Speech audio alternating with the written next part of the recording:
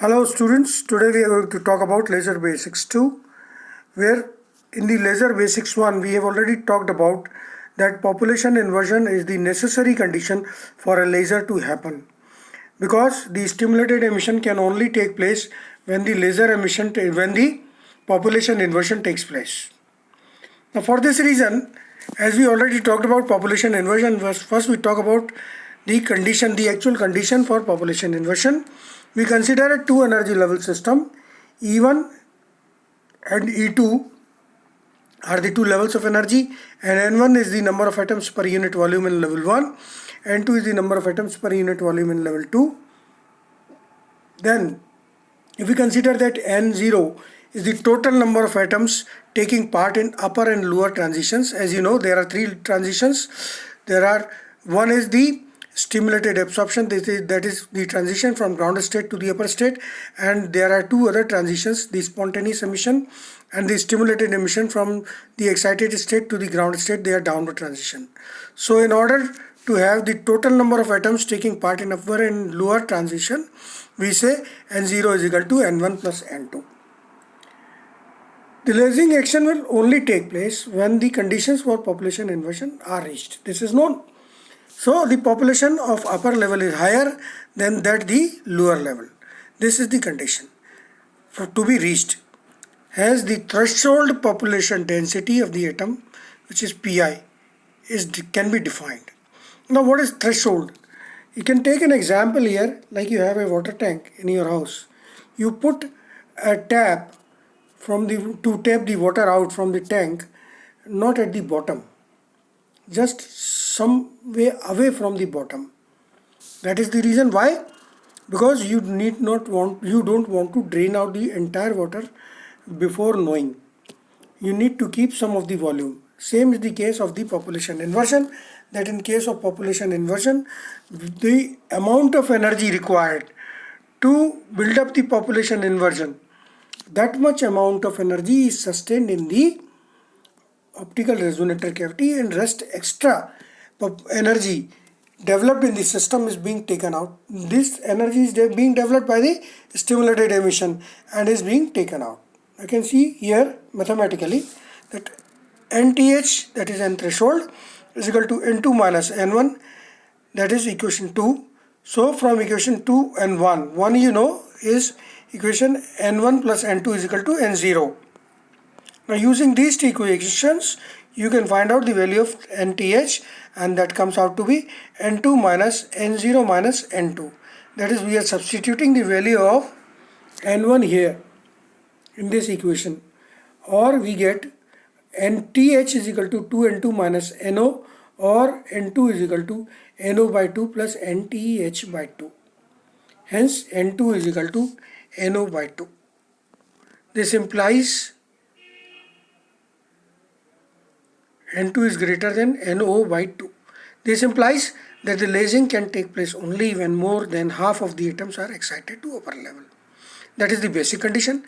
Plus, the population inversion can only be said even if one atom in the excited state is more than the half of the population, because in the case when there is half of the population from the ground state in the excited state, then you say that the population of two levels is equal. So if you want to say that population inversion, even if one atom is greater than in the ground state, in the excited state, than the ground state, then you say that population inversion takes place. Now, what is a laser rate equation, what it signifies, and what happens in a two energy level system? We have certain questions. So we talk about that. A laser rate equation is the mathematical formulation of number of stimulated emissions, spontaneous emissions, and stimulated absorptions between the energy levels, which exactly define the condition of population inversion necessary to build up a laser. Thus, if there are two energy levels involved, then there are two laser rate equations, and if three, then there are three, and so on. What does this mean? This means that when we talk about the population inversion, in order to talk about the stimulated emission, we talk about the population inversion, and in order to talk about the population inversion, we talk about the lifetime of the state, excited state, that is the metastable state. It should be a metastable state. But then there is one more thing, that the rate at which the energy is being pumped into the system is, that is the rate of stimulated absorption. The rate at which the energy comes out of the system due to spontaneous emission, that is uncontrolled, and the rate at which the stimulated emission takes place in the system. So there has to be a trade-off. Since all these three laser rate equations are involved, hence there has to be a trade-off between the rates. Now we define the Einstein's coefficient first. Then we say what are the rates. Einstein coefficient plays a major role in the formation of a laser. Then the question arises, what are Einstein's coefficient? As there are three basic processes involved in the formation of laser, namely stimulated absorption, spontaneous emission, and stimulated emission.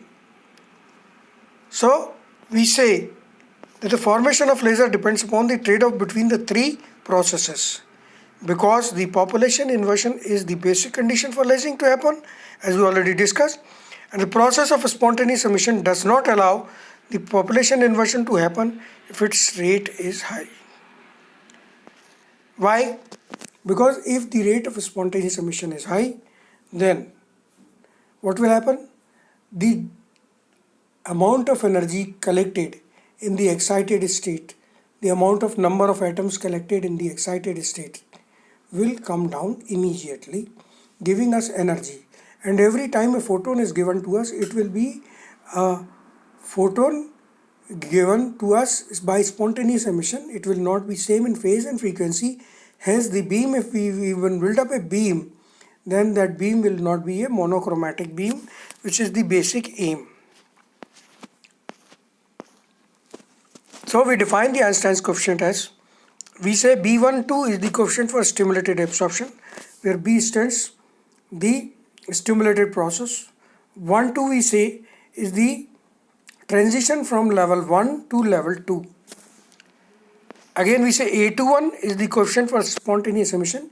Here we have taken A21 because it is a spontaneous emission process, so we want to differentiate it from the stimulated process. And when we say 2,1, that means that the process of giving energy to the system is from 2 to 1, that is, it is a transition from level 2 to level 1. Again we say B21 is the coefficient of stimulated emission, where again B is the symbol taken for stimulated process. 2 and 1 indicates that this process happens from level 2 of energy to level 1 of energy. They are all constants and can be determined by the rate equations or the laser rate equations.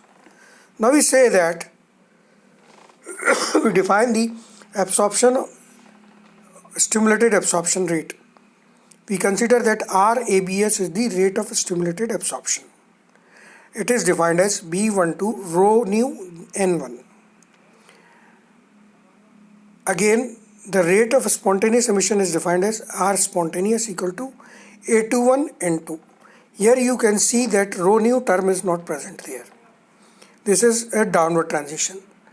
And the third one is the rate of stimulated emission, that is defined as R stimulate, that is equal to B21 rho nu N2. Again the term rho nu comes into picture here.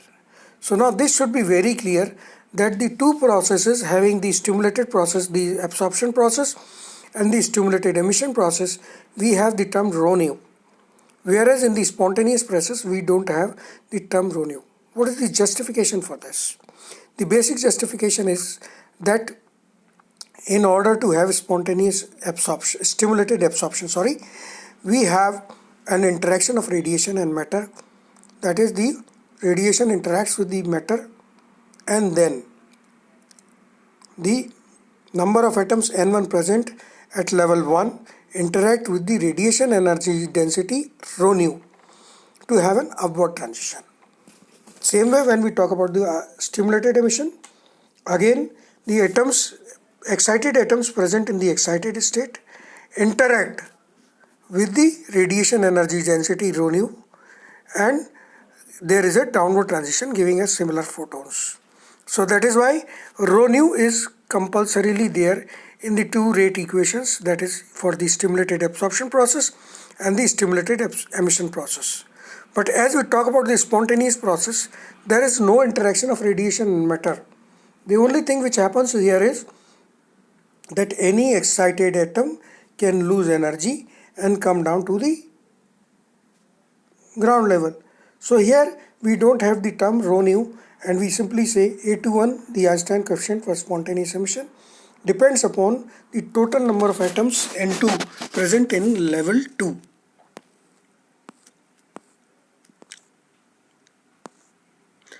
Now as you see, I have already discussed about this slide that rho nu is the radiation energy density and N1 and N2 are the number of atoms per unit volume in level 1 and level 2.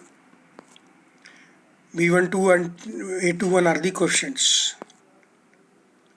What is the equilibrium condition? Now we talk about that. At equilibrium, or the thermal equilibrium, the total number of downward transitions must be equal to the total number of upward transitions. So here we define mathematically this as RABS is equal to, because RABS is a upward transition, and we define it as R spontaneous plus R stim, because both of them are downward transitions. So we put the values from the equations. We say that B12 rho nu N1 is equal to A21 N2 plus B21 rho nu N2. We define this as equation 1. Again, we rearrange this. We take the rho nu common, and we get it as B rho nu into B12 N1 minus B21 N2 whole is equal to A21 N2. Or we define rho nu from here, and rho nu is given by A21 N2 upon B12 N1 minus B21 N2. This is second equation. Now here there is a slight mathematical manipulation we do in order to define things. That is, we divide the numerator and denominator both by B12 N1.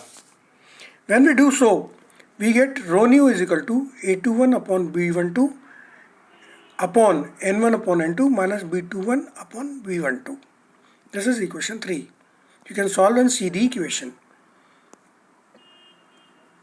As we see, N1 upon N2 is equal to e to the power h nu upon kt or kBt, and we say that B21 is equal to B12. Why? Why we say this? Because they are a stimulated process? No. But we say this because at the condition of thermal equilibrium, the total number of upward transition should be equal to total number of downward transition. So we say that B21 is equal to B12 is equal to B. So we have rho nu is equal to A21 upon B12 upon e to the power h nu upon kt minus 1. Or rho nu can be defined as A21 upon B12 into 1 upon e to the power h nu upon kt minus 1. This is fourth equation. But from Planck's law of radiation, the value of radiation energy density rho nu is defined as 8 pi h nu cube upon c cube into 1 upon e to the power h nu upon kt minus 1. This we define as the equation 5. So from the above relations, we get to know two things. That the ratio of a spontaneous emission to stimulated emission is A21 upon B12 is equal to 8 pi h nu cube upon c cube, and B21 is equal to B12 at equilibrium, that is equal to B. So by calculating the Einstein's coefficient for different processes, we can estimate the three rates which will help in determining whether the population inversion will take place in a particular case or not. That is, PEI cannot happen when the rate of spontaneous emission is higher than either the rate of absorption or the rate of spontaneous emission or both. Thank you.